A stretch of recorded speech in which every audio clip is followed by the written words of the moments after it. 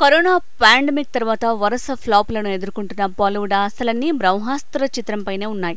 September 9న world wide గా release కానున్న బ్రహ్మాస్త్రపై భారీ అంచనాలున్నాయి. భారతీయ భాషలన్నింటా రిలీజ్ అవుతోన్న ఈ చిత్రం తెలుగు వర్షన్ ని రాజమౌళి సమర్పిస్తున్నారు. నిజ జీవితంలో యువ జంట రణబీర్ కపూర్, ఆలియా భట్ బ్రహ్మాస్త్ర చిత్రంలో జంటగా నటించారు. 2 భాగాలుగా నిర్మాణం కానున్న ఈ చిత్రం తొలి భాగం అగ్ని ప్రధానంగా తెరకెక్కింది. అగ్నితో సంబంధం ఉన్న కథానాయకునిగా రణబీర్ కపూర్ నటించారు. హై ఎండ్ టెక్నాలజీతో విజువల్ ఫీస్ట్ గా బ్రహ్మాస్త్ర ఆకట్టుకుంటుందని మేకర్స్ చెప్తున్నారు. Legendary actor Amitabh Bachchan, Tollywood star hero Nagarjuna ప్రత్యేక పాత్రలు పోషించారు. 2 గంటల 46 నిమిషాల 54 సెకండ్ల సుదీర్ఘ నిడివితో ఈ చిత్రం తెరకెక్కింది. ఫస్ట్ డే కలెక్షన్స్ హిందీలో 25 నుంచి 30 కోట్లు వసూలు కావచ్చునని అంచనా. వరల్డ్ వైడ్ గా 50 కోట్లు వసూలు సాధించే అవకాశముందని ట్రేడ్ వర్గాల అంచనా. ఇదే నిజమైతే RRR చిత్రాన్ని బ్రహ్మాస్త్ర ఢీకొట్టినట్టే అంటున్నారు విశ్లేషకులు.